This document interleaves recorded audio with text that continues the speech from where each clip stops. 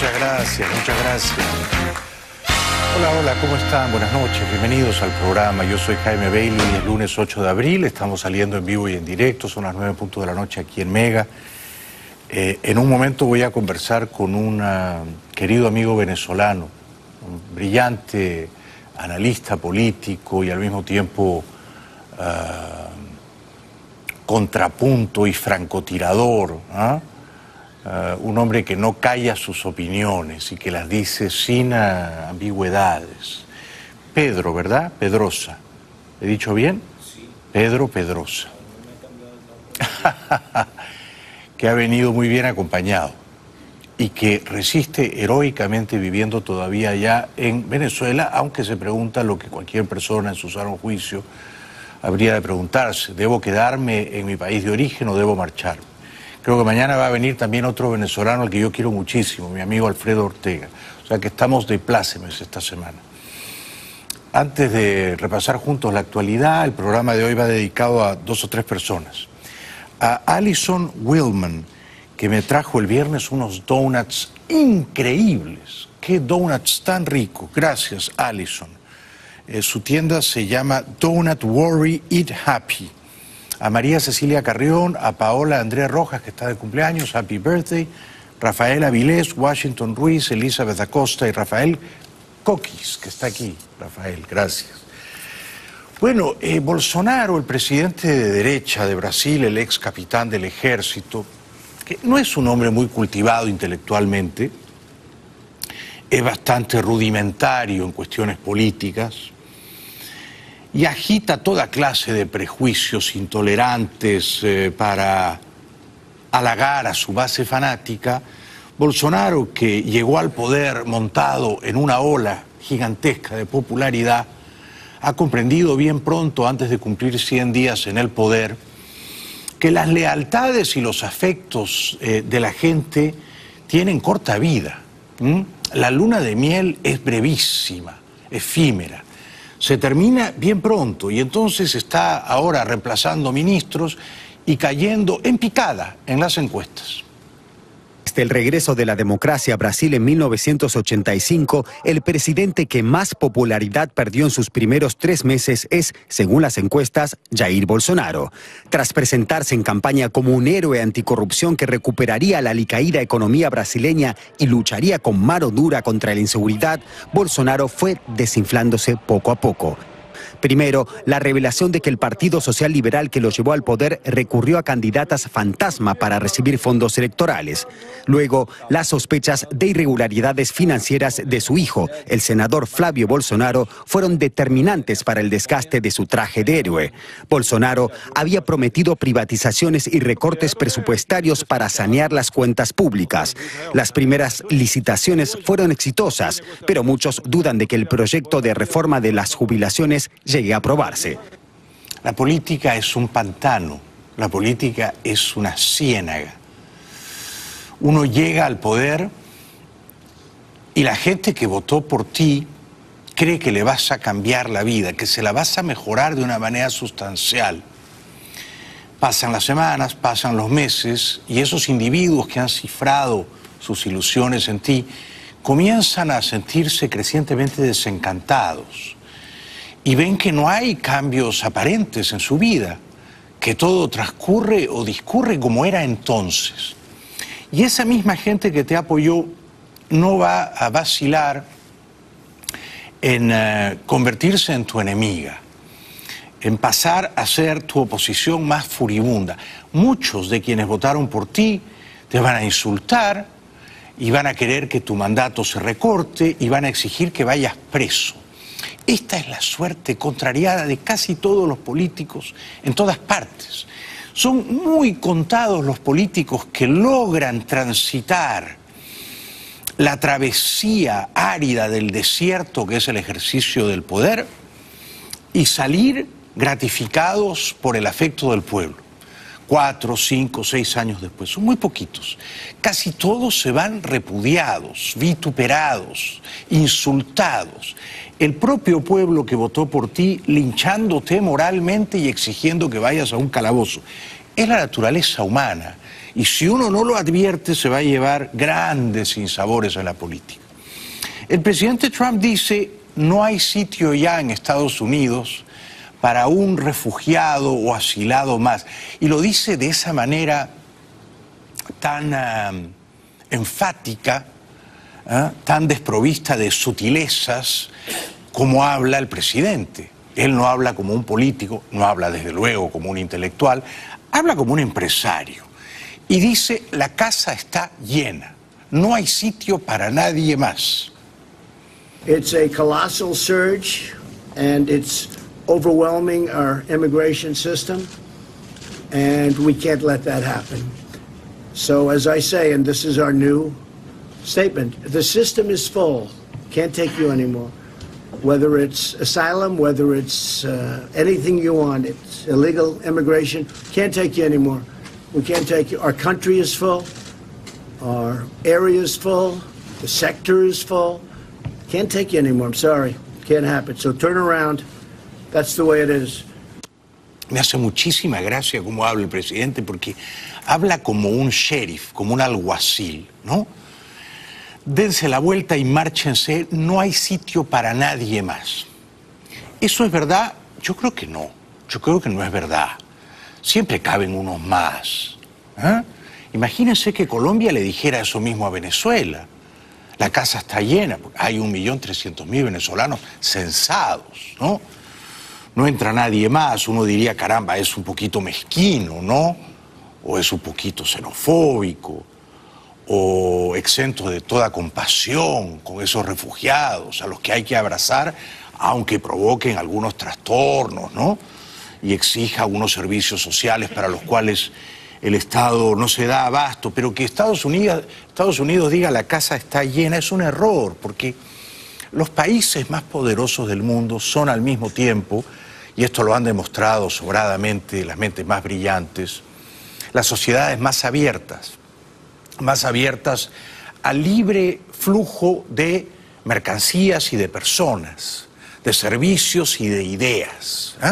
Las sociedades abiertas, y Estados Unidos lo ha sido siempre históricamente, y por eso es el faro del mundo, no temen absorber la inmigración legal y también indocumentada. Toda ella entreverada enriquece a una sociedad, pero Trump no lo advierte así, y yo creo que es un error serio de cálculo. Entre tanto, en Cuba, y ya nos lo había dicho la otra noche nuestro querido amigo Antonio Rodiles, empieza a percibirse de un modo nítido una crisis que no se vivía desde el 94. ¿Por qué? Porque no está llegando ya, o llega a cuentagotas, el petróleo venezolano regalado. De modo que los cubanos se encuentran con una realidad áspera, y es que Cuba empieza a venezualizarse. Cuba ha sido afectada por la crisis de su aliado Venezuela. Las sanciones estadounidenses contra Caracas afectan el comercio con la isla. Por otro lado, Argelia, otro de sus proveedores, también atraviesa un periodo de inestabilidad. Uno de los amortiguadores para Cuba ha sido el aumento del turismo, el número de proyectos con inversión extranjera y negocios privados. Pero Washington, que mantiene un embargo sobre la isla desde 1962, amenaza con demandar a compañías que se beneficien de los activos nacionalizados después de la revolución. La otra noche Rodiles nos contó aquí que la dictadura cubana estimula que los muchachos de la isla se vayan primero a Nicaragua, que les permite entrar y pasar libremente, y luego caminando al norte con la intención de entrar de cualquier manera a las bravas a Estados Unidos. Varias de las caravanas centroamericanas han sido pues atizadas, espoleadas por La Habana y por Caracas. Managua cumple un papel marginal, de comparsa. ¿Qué gana Cuba haciendo esto? Bueno, son menos bocas que alimentar, son opositores potenciales que uno expulsa al exilio y de ese modo neutraliza, y al mismo tiempo le creas un problema al gobierno de Trump. Miles de personas llegando a la frontera sur y siendo tratadas con aspereza. Porque continúan llegando los balseros cubanos, no ya a las costas de Estados Unidos, sino a las de México. Sospecho yo que esos balseros cuentan con cierta protección oficial en La Habana. Les permiten salir y llegar a México, como a Nicaragua o a Guatemala, con el fin último de arribar a Estados Unidos. Los migrantes siguen llegando a México, camino a Estados Unidos. Este grupo está compuesto por cubanos provenientes de Guatemala, tras un largo periplo desde la isla comunista. He tenido que coger avión, he tenido que coger carretera, guagua, de todo un poco. Como otros miles de migrantes que han llegado a México en los últimos meses, quieren cruzarlo e ingresar a Estados Unidos en busca de una vida mejor. ¿Y cómo podríamos oponernos a ellos? Yo en sus zapatos haría exactamente lo mismo. Donde no hay libertad, donde la gente no puede votar para elegir a un gobierno periódicamente, la gente vota con los pies y se va. ¿A dónde se va la gente? A sociedades menos miserables, menos atrasadas, donde pueda prosperar, o donde pueda sentirse libre. Ese espíritu anida en la condición humana. Y la historia de la humanidad es la historia de las migraciones, de sociedades fracasadas a sociedades de éxito. Nadie camina a Venezuela, nadie cruza mares procelosos con la ilusión de vivir en Cuba o en Haití, ¿verdad? La gente no es tonta, la gente sabe a dónde ir. Desgraciadamente, el gobierno demagógico de López Obrador, que es un charlatán de poca monta, está deportando a los mexicanos y a los haitianos por centenares, lo que confirma esa horrible tradición mexicana de duplicidad moral, es decir, quejarse y lloriquear porque Estados Unidos trata mal a los mexicanos irregulares acá, pero ellos en México tratar a los indocumentados, a los ilegales, a los refugiados cubanos, por ejemplo, muchísimo peor. Acampan en Tapachula a la espera de un permiso que les permita transitar por territorio mexicano y llegar a la frontera con Estados Unidos. Pero su destino es incierto. En las últimas semanas, el gobierno mexicano deportó a más de 70 haitianos y más de 120 cubanos, que fueron devueltos a sus países de origen en aviones de la Policía Federal. Es una maldad, es una vileza enviar en aviones de la policía mexicana de regreso a Cuba a gente que se ha ido porque quiere ser libre, porque merece ser libre. ¿Ah? La libertad no es un regalo que nosotros le vamos a conceder como si fuera una dádiva, una limosna. Esa gente merece ser libre. Y a cada individuo que López Obrador despacha de regreso a Cuba, lo está metiendo en una cárcel, ¿no? Es indignante. Bueno, ha hablado este fin de semana el presidente Guaidó y entre las muchas cosas encomiables que dijo, me gustó esta. Le dijo al tiranuelo de La Habana, Díaz-Canel, la chulería de llevarte petróleo regalado de Venezuela se te va a terminar prontito. Ojalá que Trump le colabore a Guaidó, ¿no? Hay que ordenar un bloqueo naval que impida que el petróleo robado a Venezuela sea dilapidado, malgastado, regalándose a la dictadura cubana. Señor Díaz-Canel, la única injerencia que no vamos a permitir, que no permitimos y la que usted no profesa, es la que quiere hacer su G2 cubano en Venezuela. Y por eso no más petróleo. No van a utilizar el petróleo de Venezuela para someter a nuestros militares. Muy bien dicho, presidente Guaidó, muy bien dicho. Ojalá Estados Unidos ayude, ¿no? Porque no sería muy difícil bloquear los mares circundantes a Venezuela de manera que no puedan salir cargueros con petróleo a ninguna parte, a Cuba ni a ninguna parte. Bien, el sábado Guaidó había convocado a una concentración en más de 300 puntos en todo el país. La gente, por supuesto, respondió con entusiasmo y con vigor.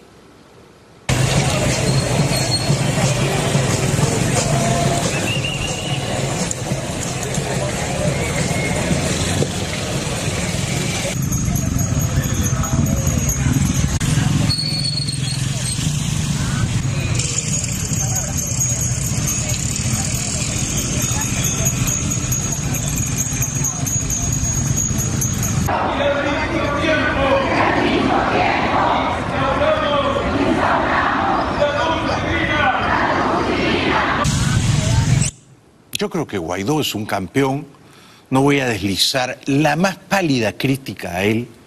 Creo que debería salir de Venezuela más o menos pronto y reunirse con Trump y con Trudeau y viajar a Europa y reunirse con Sánchez y con la Merkel. Tratar de tejer alianzas internacionales, construir capacidades, como dice él, que redunden en beneficio de la causa de la libertad para su país. Sin embargo, él prefiere quedarse, es un valiente, y dice que va a haber una reunión de líderes mundiales en Venezuela. Atención a eso. También convoca a la gente a nuevas marchas este miércoles. Reconocido como mandatario interino por más de 50 países, convocó una nueva movilización el próximo miércoles, destinada a multiplicar un voluntariado que, según dijo, se encargará de organizar y mantener viva la presión en la calle. También invitó el lunes a los empleados públicos al legislativo para que rompan con Maduro y anunció un encuentro en Venezuela con líderes mundiales para abordar la crisis del país, la peor de su historia moderna, reflejada en escasez de bienes básicos e hiperinflación proyectada por el Fondo Monetario Internacional en 10 millones % para 2019. Líderes mundiales. ¿Cuáles serán esos líderes mundiales? No lo sé. Pero déjenme soñar. Yo quisiera creer que, por ejemplo, el presidente Obama va a Caracas y dice: mi presidente Guaidó, Maduro es un dictador, se tiene que ir. Y Clinton va a Caracas y dice lo mismo. Felipe González, amigo de Venezuela de toda la vida, va a Caracas y dice lo mismo. El Papa, es su jefe de Estado, ¿no? No va, bueno, no va, pero emite un pronunciamiento, propala un comunicado y dice: el Vaticano reconoce como presidente constitucional de Venezuela a Guaidó. Estos son los líderes mundiales. La señora Bachelet tendría que ir.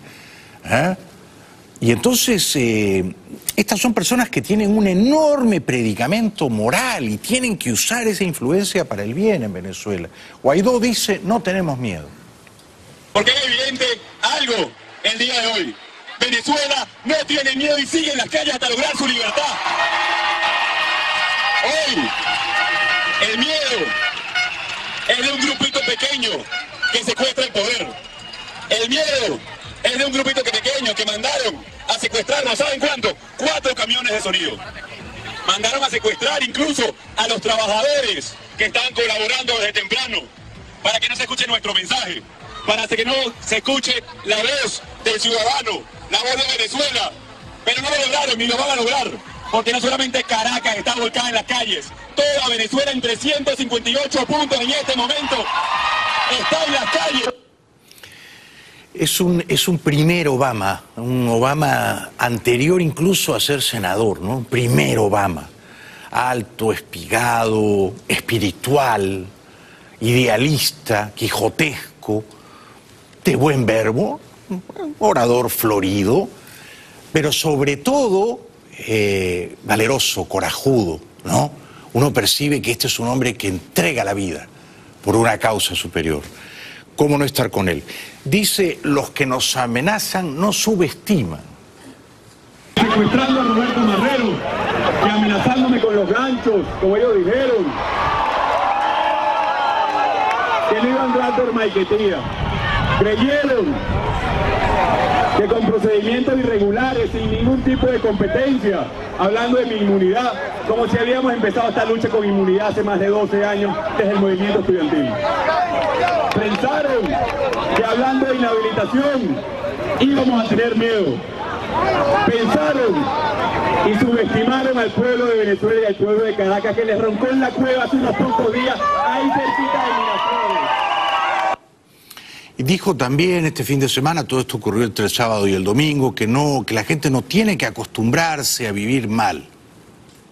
Pensaron unos pocos que nos íbamos a acostumbrar a los apagones, a la falta de agua, a que nuestras familias se fueran por el país. Creo que quedó muy claro. Y para los que preguntaban, ¿para qué sirven las protestas? ¿Para qué sirven? Fíjense lo que pasa en Caracas hoy. Hoy no se dio ni un día desde que se armó en todos los rincones, en todas las regiones.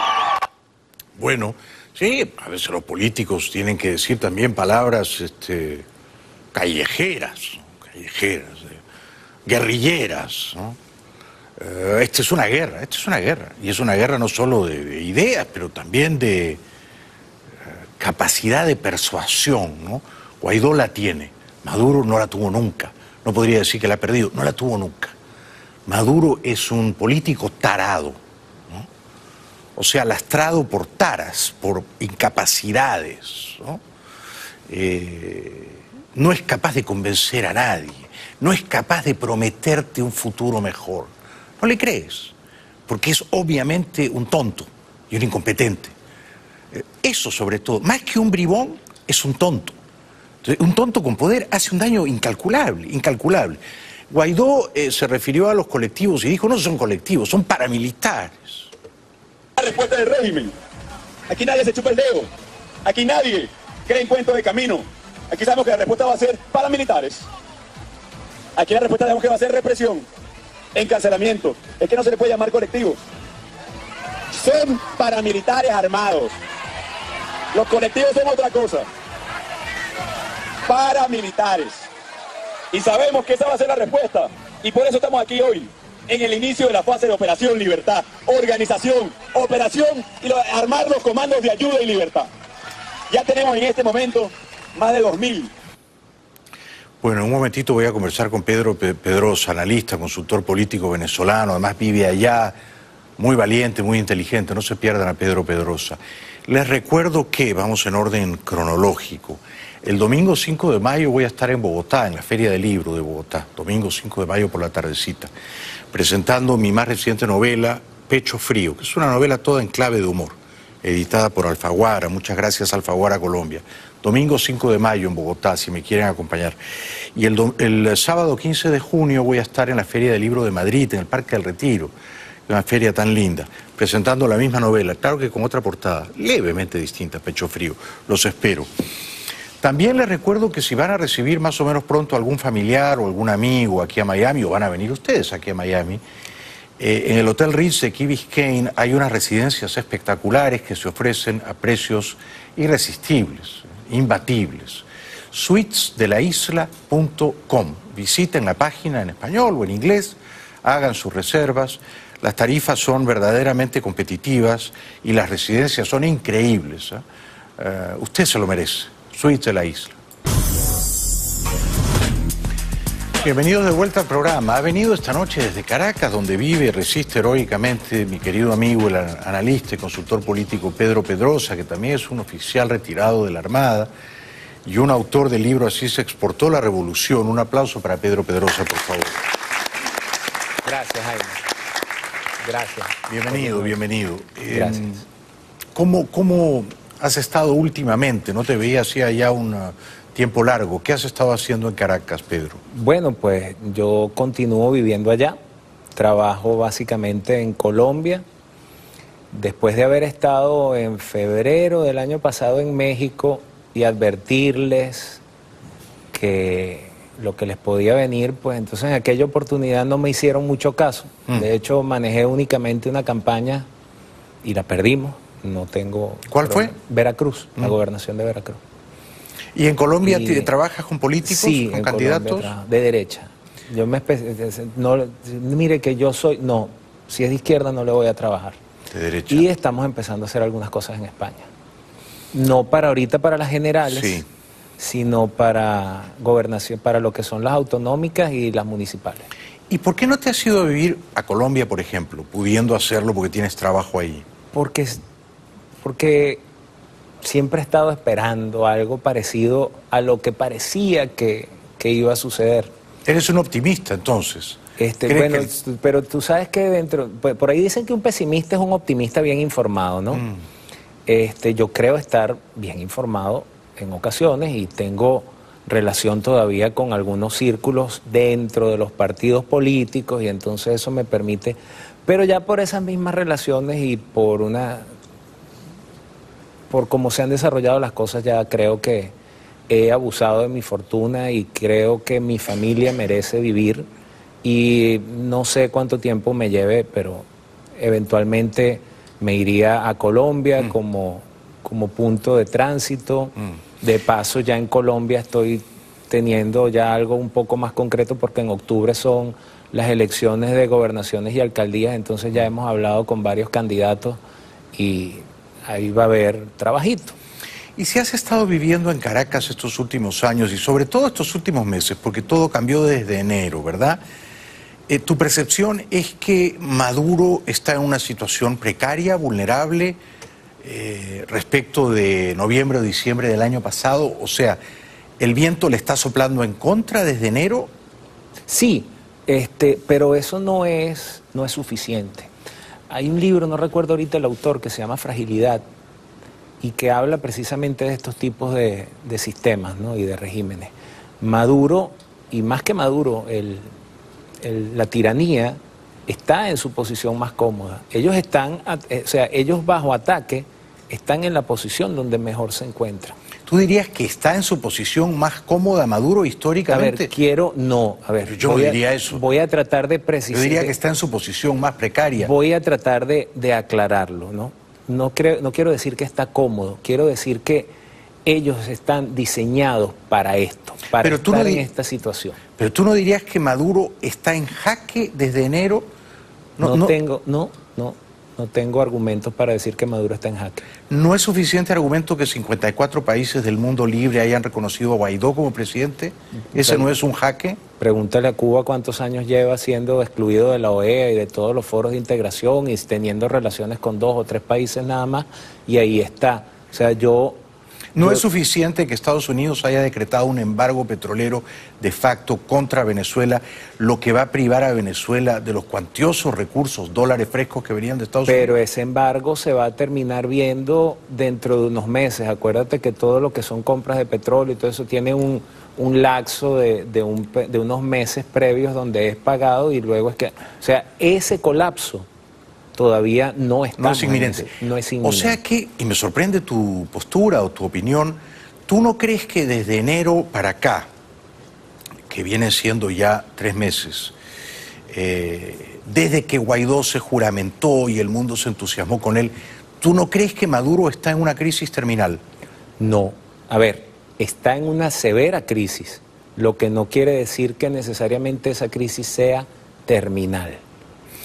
O sea, pero ¿no lo ves a Maduro en una posición de, y tú usaste esa palabra, fragilidad mayor de la que ha estado históricamente? No. Sí, pero lo que te quiero decir es que estos sistemas, estas tiranías se preparan para vivir de esa forma y estar constantemente, o sea, su posición donde ellos logran resistir mejor es bajo ataque. El problema es cuál es el umbral en el cual ese ataque es lo suficientemente fuerte para romper esa fragilidad definitivamente y hacer que todo el know-how que ellos tienen de resistir a este tipo de ataques termine de fracturarse para finalmente obtener el poder.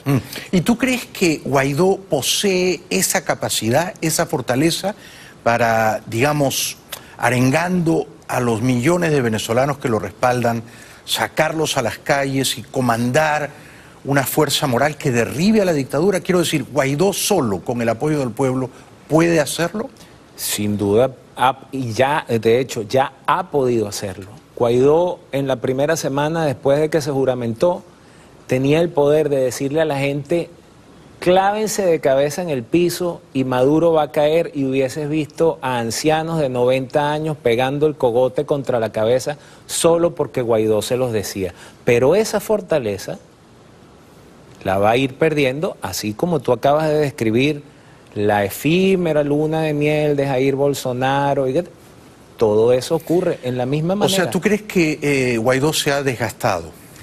No, primero, yo lo vivo y lo percibo. Segundo, las encuestas lo dicen. Y no las encuestas del señor Luis Vicente León, no, las encuestas que no se publican y que quedan dentro de los círculos de análisis, dicen: oye, mira, ha bajado. ¿Y tú crees que él ha cometido algún error serio, capital, desde enero para acá?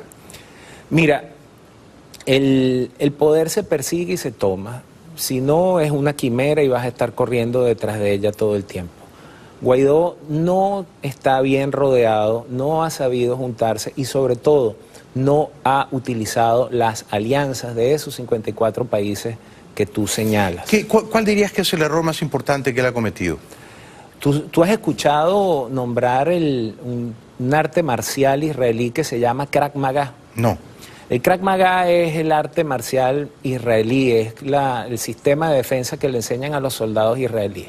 Consiste en una liberación súbita y total de violencia en un momento que le permite al combatiente neutralizar a su oponente. Pero eso en términos de política venezolana. Eso en términos de política es que Guaidó ha debido actuar con el impulso inicial el impulso inicial de Guaidó fue cuando él dijo juramos todo. Inmediatamente Luis Almagro coloca un tuit: celebramos la juramentación del presidente interino de Venezuela, Juan Guaidó. Inmediatamente Trump, y después, en cuestión de unas semanas, se juntó el muy guabinoso Pedro Sánchez de España, que ya era bastante que decir. Ese impulso inicial lo ha debido aprovechar él, ¿para qué? Para conformar gobierno. Guaidó no ha conformado gobierno. Guaidó no tiene un gabinete, no tiene un ministro de Finanzas, no tiene un ministro de Defensa. Y con ese gabinete, él si quiere quedarse en Venezuela, que lo haga. Pero ese gabinete debería estar dándole vueltas al mundo, terminando de consolidar alianzas. Tu principal crítica a Guaidó es que no ha nombrado ministros. No ha nombrado ministros. Esa es tu principal crítica. No ha hecho. Bueno, lo que pasa es que eso le obstruye todo lo demás. Bueno, yo te he escuchado pacientemente, ¿ah? Ajá. Y no podría estar más en desacuerdo contigo. Y creo que lo que tú estás haciendo esta noche es verdaderamente horrible, querido Pedro. Es horrible. Bueno. Porque primero vienes y dices que Maduro está en una posición sumamente cómoda, esa fue la frase que tú usaste. Y luego me aclaré. Sí, pero esa fue la frase que salió de tu boquita. Dijiste, Maduro está en una posición sumamente cómoda. Es decir, no has dicho una sola cosa dura contra Maduro. Y te has ensañado con Guaidó, que se desgastó, que Bolsonaro, que cayó en las encuestas, que no ha aprovechado, que debió usar. Lo mismo que han hecho ustedes con Capriles, históricamente, que es lincharlo, llevarlo a la hoguera, ver todo lo malo de él y no todo lo bueno. Entonces, yo digo, pero ¿qué favor le estás prestando tú esta noche a la causa de la libertad de tu país? Bueno, cuando vienes a esta tribuna a hablar bien de Maduro y mal de Guaidó. Mira, te voy a aclarar algo, Jaime.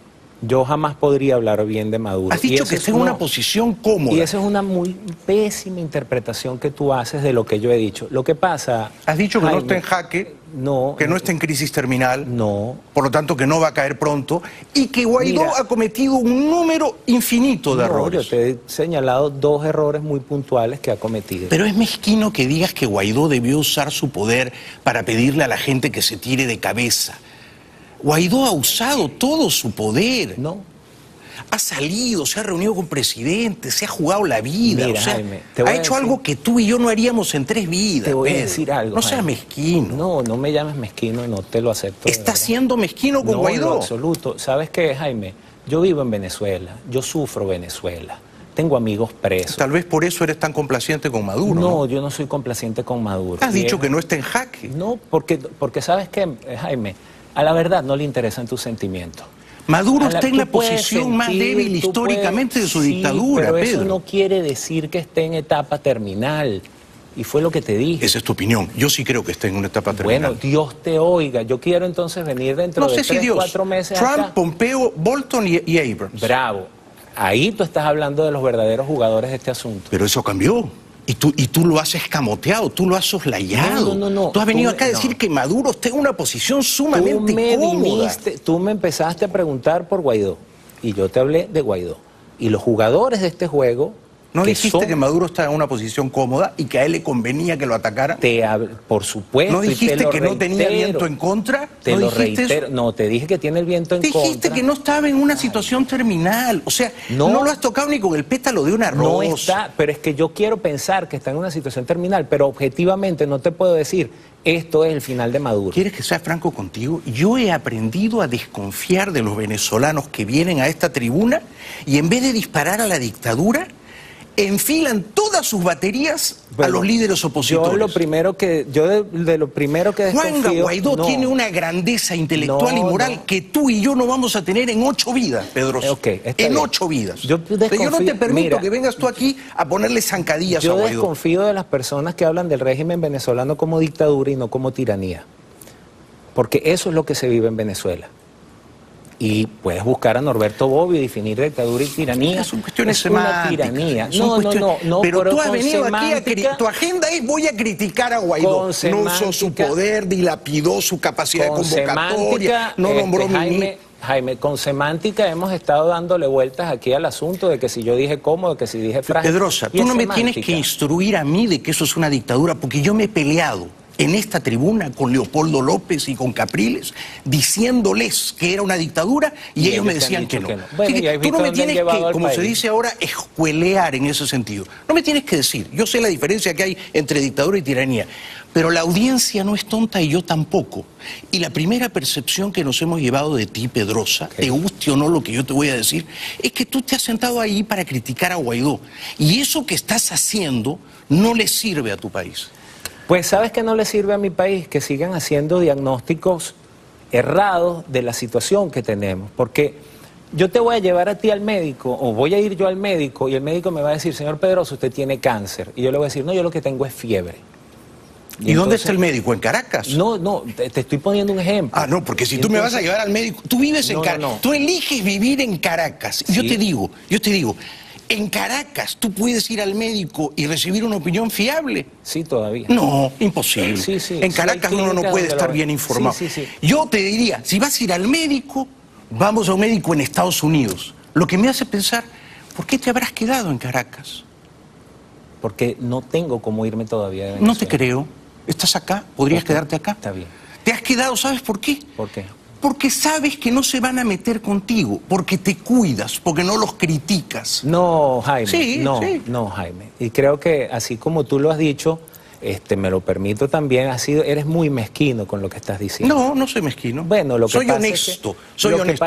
Defiendo es que la a Guaidó. Honestidad, esta hora requiere... Es que la honestidad, Jaime, la honestidad pasa por hacer análisis y hacer diagnósticos correctos. Tú no criticas a Maduro porque regresas el viernes a Venezuela. Esa es la realidad. Esa es la realidad. No, Jaime. Yo he aprendido a leer el miedo, Pedrosa. ¿Te quieres ir o te quedas? Tú eliges.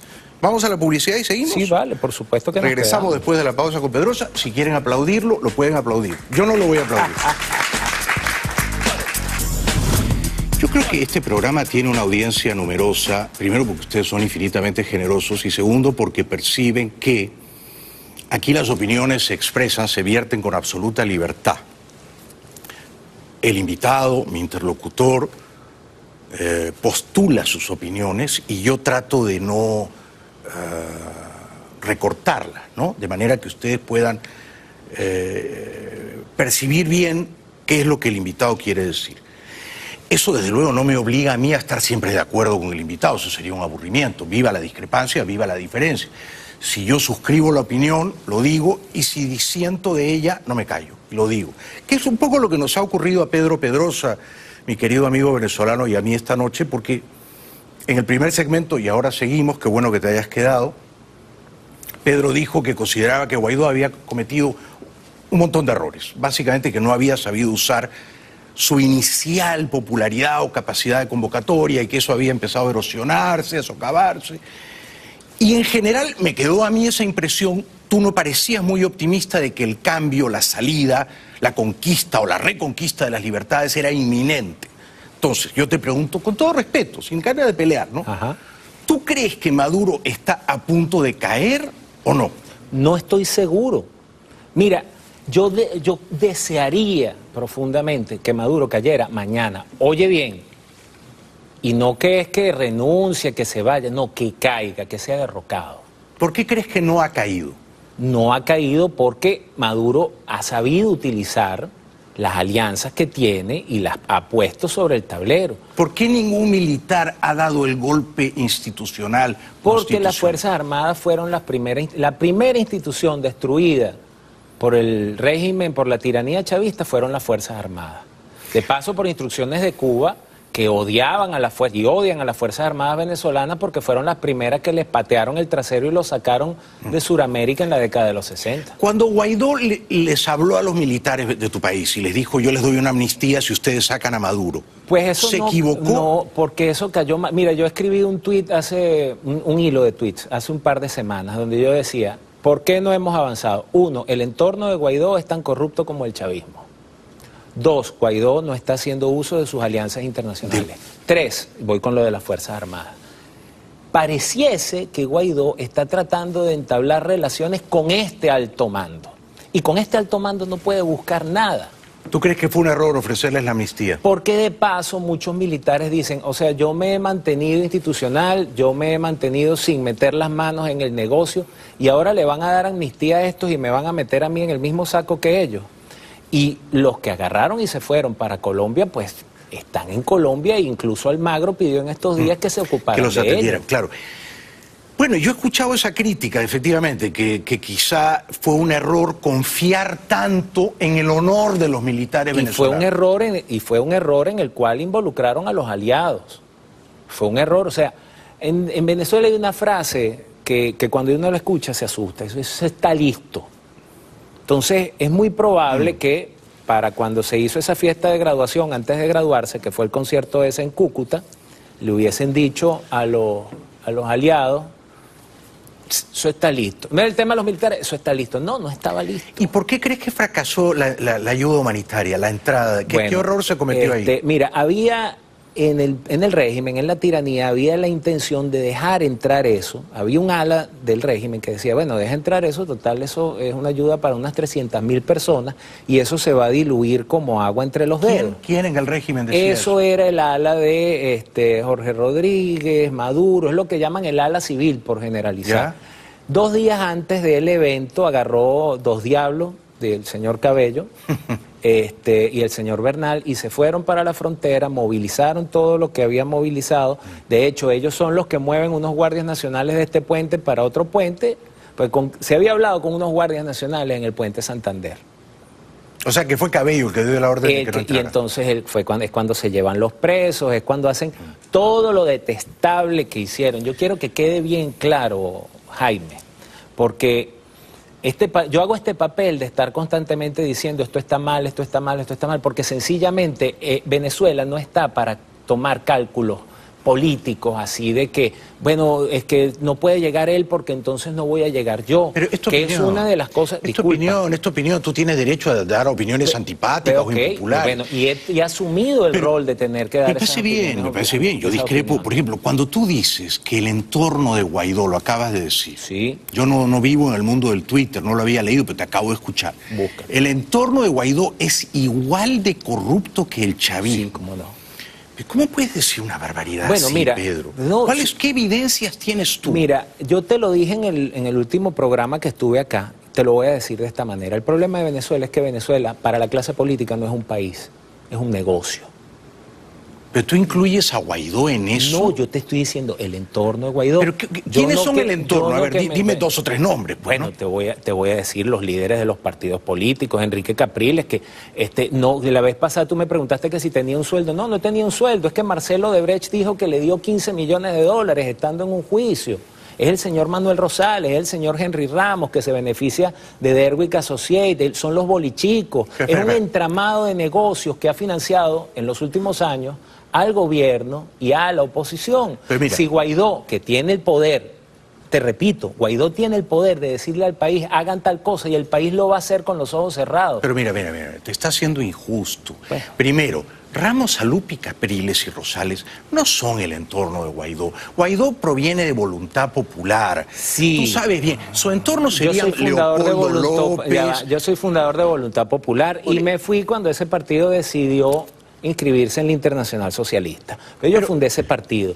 Pero no es justo que tú digas que ese es el entorno de Guaidó. Pues es el entorno. No, pues, no lo sí, es. Es la gente que controla la oposición en Venezuela. Pero Guaidó no... Leopoldo forma parte de eso. O sea, ellos llegan a acuerdos. Mira, hay un documento redactado por la Asamblea Nacional que se llama el Estatuto de la Transición. Ese Estatuto de la Transición es la principal camisa de fuerza que carga Guaidó encima ahorita.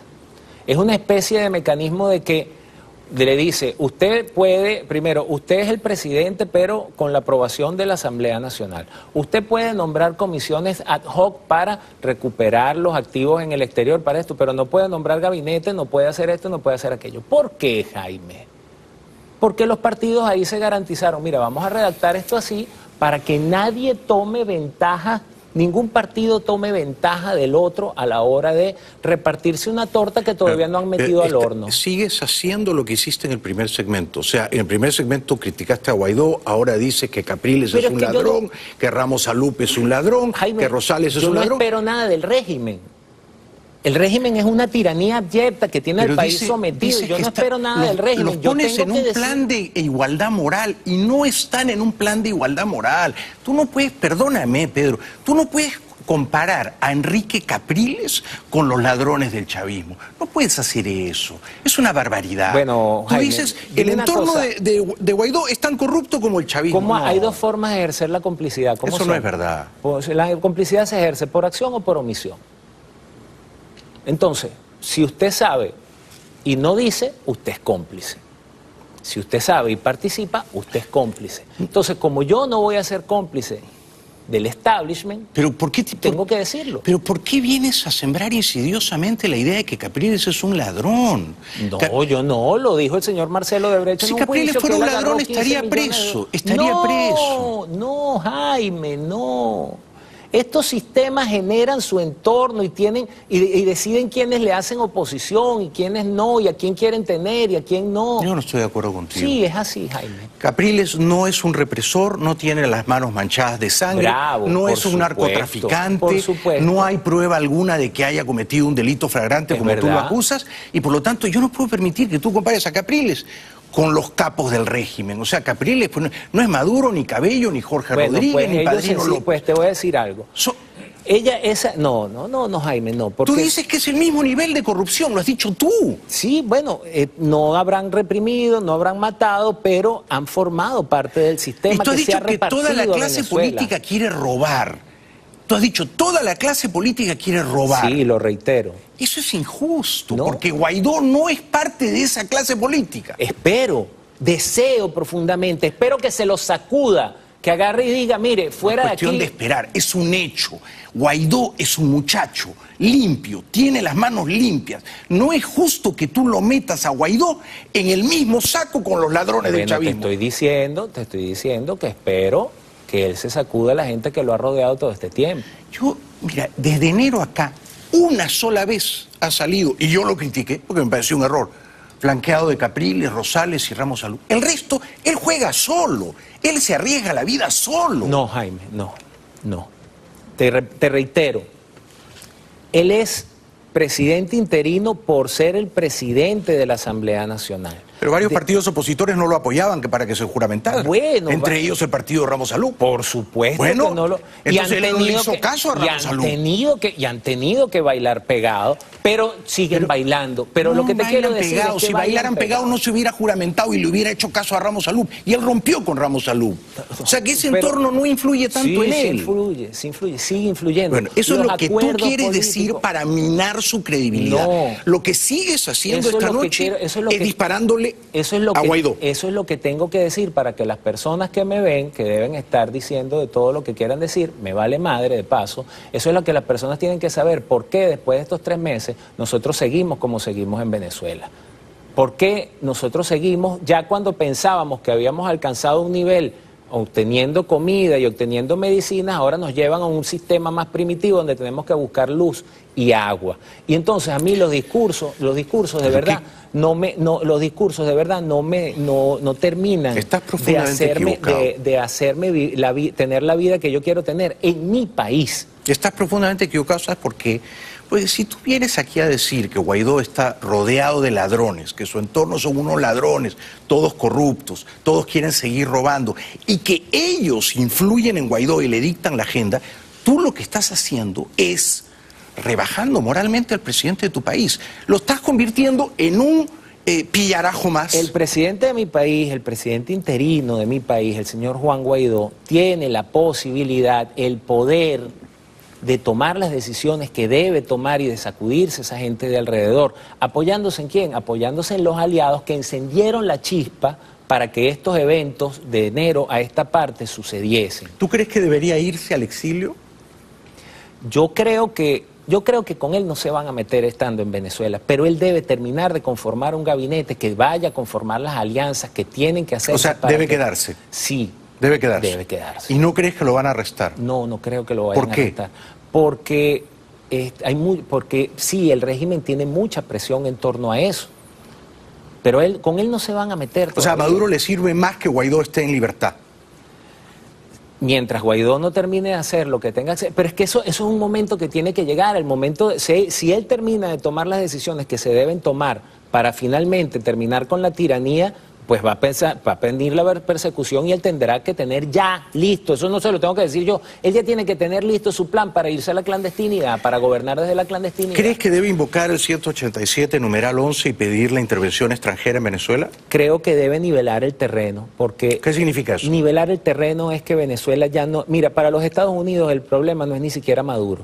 Para los Estados Unidos el problema es sacar de su área de influencia cercana a los rusos, a Rusia, exacto, a China, a Irán, a Turquía. Turquía ha pasado en un año de recibir 0 a recibir 23 toneladas de oro de Venezuela. Con eso estabilizó su moneda.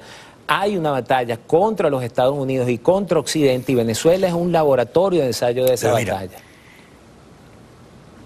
Es un error subestimar a Guaidó y tú lo has cometido esta noche porque Guaidó hizo ese 23 de enero algo que no hubieran hecho ni Ramos Alup, ni Rosales, ni Capriles. Guaidó, y contrariando la opinión de muchos de ellos, dijo, yo soy el presidente constitucional, yo asumo las competencias. Se jugó la vida. Yo te apuesto que es un héroe. Yo te apuesto que yo me emocioné más que tú ese día. Bueno, no voy a discutir quién se emocionó más. Lo que quiero decir es que eso ha movilizado todo lo bueno que ha ocurrido en el contexto internacional. Y debido a eso es que los rusos han mandado matones y francotiradores y Estados Unidos ha dicho, y yo lo dije la semana pasada, no vamos a permitir la presencia de los rusos en Venezuela. Esa puede ser la gota que rebasó el vaso de agua. Todo eso lo ha provocado para bien Guaidó. Perfecto, está bien. A esa locomotora nefasta del chavismo le pusieron por fin una locomotora enfrente, pero esta locomotora tiene que encender, no basta con empezar, no basta con esperar el impacto y frenar lo que viene. Esta es mi última pregunta. ¿Qué consejo le darías a Guaidó? Yo le sugeriría al presidente que haga definitivamente lo que él sabe que debe hacer, lo que le han sugerido que tiene que hacer, que no tenga empacho en decir necesitamos ayuda de afuera.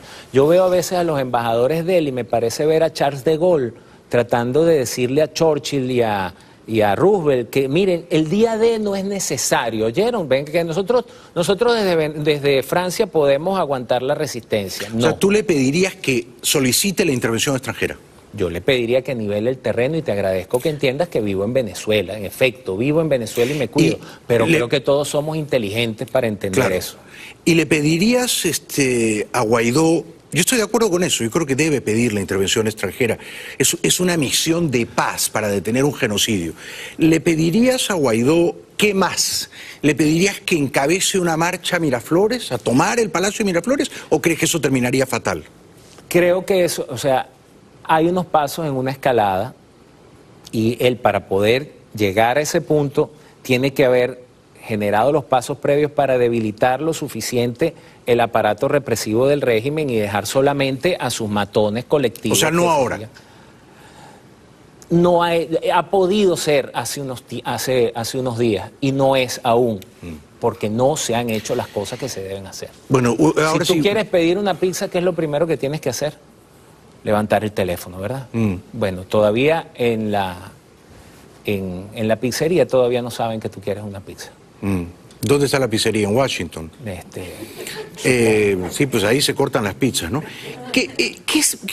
Me he quedado preocupado porque no sé si interpreto bien tus sentimientos, tus opiniones de Guaidó. ¿Qué sientes tú por Guaidó? ¿Tú lo admiras a Guaidó? Siento aprecio, le agradezco el haber tomado el paso de haberse juramentado. Lo respeto y lo considero el presidente interino de la República.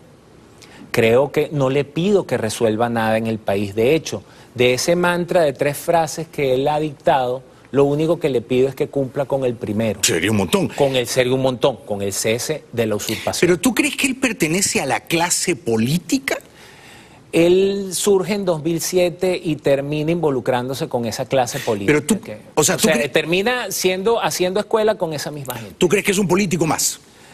Creo que tiene las cualidades para no ser un político más, pero tiene que definirlo de una vez. O sea, no puede seguir dejando que el entorno de los partidos políticos y sus jefes sigan controlando y sigan impidiendo que en Venezuela se den las soluciones que se tienen que dar.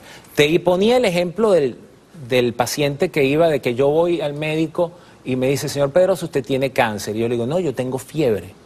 Entonces, no, mire, señor Pedrosa, usted tiene que someterse a una quimioterapia, se le va a caer el pelo, se va a poner muy flaco, pero va a vivir.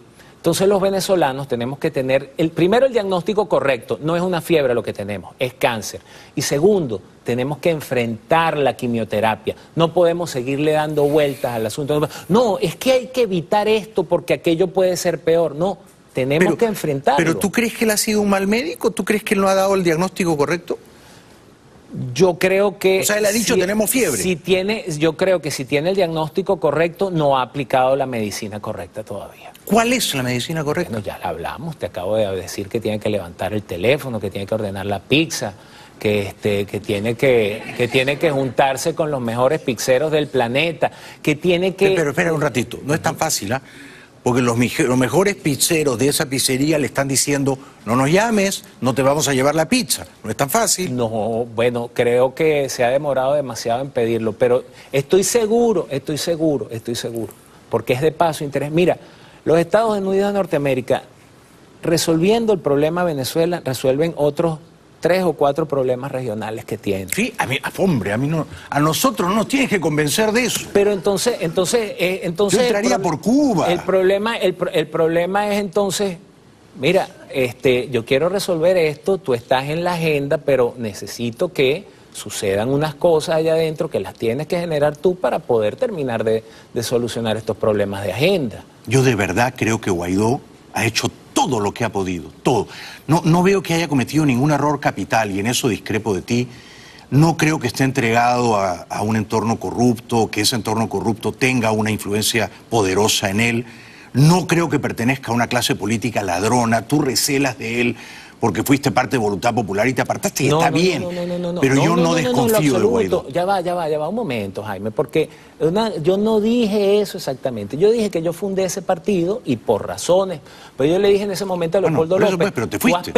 Tú has perdido la oportunidad de ser distinto porque sencillamente, o sea, el problema de Venezuela se llama socialismo. El problema de Venezuela es ese modelo que acostumbró a la gente a vivir del Estado y a la clase política a vivir del Estado. Pero Leopoldo y Guaidó no son socialistas.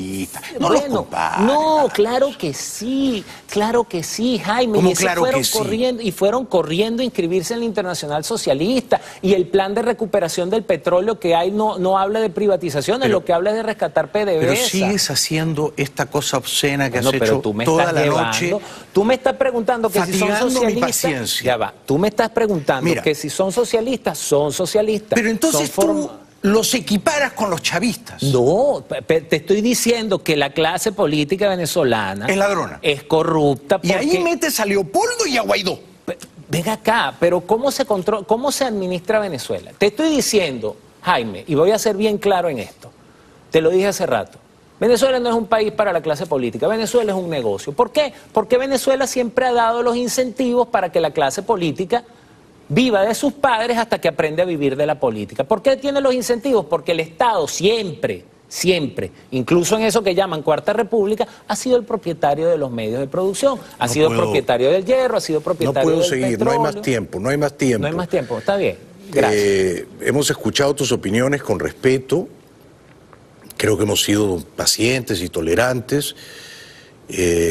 Tú tienes una opinión severísima de la oposición venezolana. Por fortuna. Por fortuna para ti, no sé si para Venezuela. No es la primera vez que escucho a un francotirador opositor como tú que dispara todas las balas hacia la oposición y la dictadura queda como un poco indemne, ilesa, pero no importa. Yo prefiero ser el tonto optimista y creer que Guaidó no es eso que tú has descrito y que ni es un socialista ni está rodeado de corruptos y ladrones y que podemos confiar en él. Bueno. Esa es mi opinión. Mira, el mejor remedio, Jaime. Gracias. El mejor remedio, mira, a mí de verdad que, te reitero, me vale madre Mi opinión. No, tu opinión. Sí, ¿sabes qué? Sí, Sí, me me queda vale claro. tu opinión, así como a ti te va. Mira. No, a mí no me vale madre el la mejor tuya porque te he invitado para que la digas. El mejor remedio para no morir de desencanto se llama el escepticismo. Yo vivo en Venezuela, yo entiendo bien el sistema político Pero perdóname, venezolano. ¿no te hace un mejor individuo vivir en Venezuela? ¿Comprendes eso? No, en lo absoluto. Ah, porque tú lo dices como si fuera un timbre de honor. No, porque lo que te estoy diciendo... Te hace sospechoso, Pedrosa. Bueno, ¿sabes qué? Entonces hay 30 millones de sospechosos en Venezuela. Yo creo que eso es bien... Mira, eso es bien mezquino lo que tú acabas de decir. Es franco. Eso es bien... No, bueno, los 30 millones no se pueden ir. Franqueza, tú sí te puedes ir. O sea, tu franqueza... Tú eliges quedarte. Tu franqueza es más... O sea, tú defines la franqueza... Yo he sido franco esta noche, ¿verdad? Yo te he dicho las cosas como las he vivido, es que como yo las en tus siento, zapatos me hubiera ido hace rato. Veo. Bueno, sí, ya me tendré que ir. Pero si te has quedado, por algo será. Y eso es... Eso, por ¿sabes? algo será. Eso es una falta de respeto lo que tú acabas de hacer. Bueno, o sea, tú estás... O sea, tú, yo creo que tú mides tus opiniones porque vas a volver. Tú me equiparas a mí con el chavismo porque dices, por algo será. No, yo no creo que seas chavista. Bueno, está bien. Pero entonces, creo que tienes miedo a las represalias. Y el miedo es un sentimiento humano. Bravo. Sabes que no las he tenido porque aquí con lo que he dicho... Puedo llegar a Venezuela y ser sujeto de lo que sea por parte del régimen o de la propia oposición. ¿Te parece? Si solamente has dicho cosas malas de Guaidó, de Capriles, de Ramos Salud, de Rosales y de Leopoldo López, que todos son socialistas y ladrones. De sus socios. Que sea hasta pronto. Feliz noche. Gracias a todos. Feliz noche será para todos.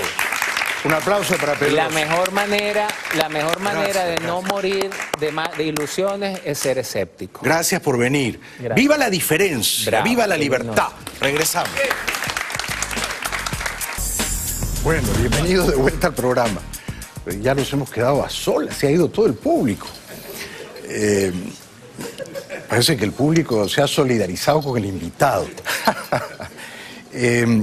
Regresamos a la quemante actualidad venezolana y la gente no podría estar pasándola peor. ¡Por favor!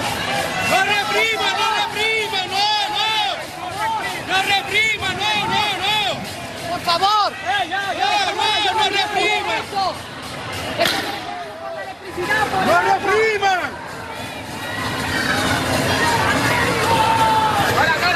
¡Parate! ¡Por favor! ¡Te lo suplicamos! ¡No! ¡Por favor!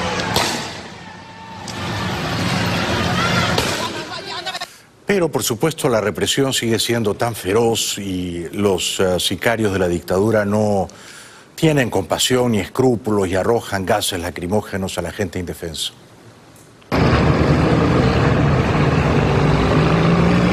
Esta represión aquí en la 54.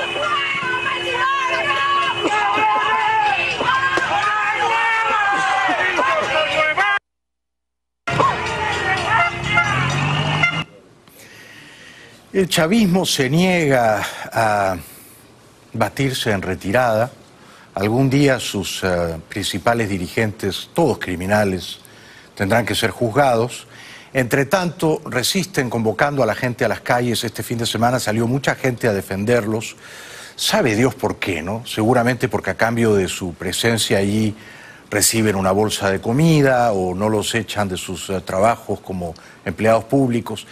En fin, las marchas en los países comunistas raramente expresan la voluntad individual y generalmente expresan el miedo, ¿no? Miles de chavistas se concentraron en el centro de Caracas para marchar hacia el Palacio Presidencial de Miraflores y ratificar lo que llamaron el carácter antiimperialista de Venezuela.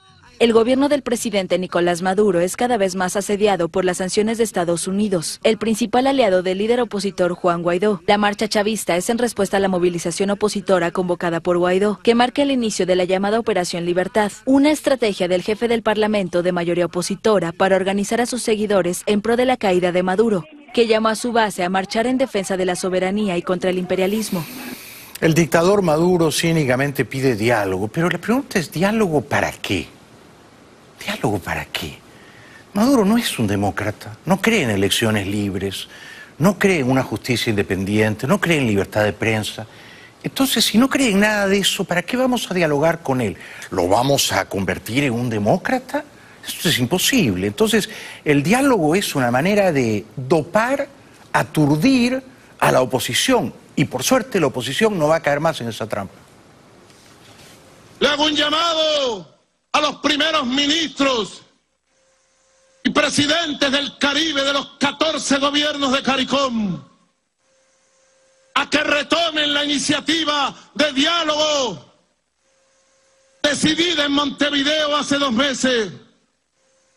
Venezuela pide apoyo y acompañamiento para un gran diálogo de paz, de entendimiento entre venezolanos, entre venezolanas.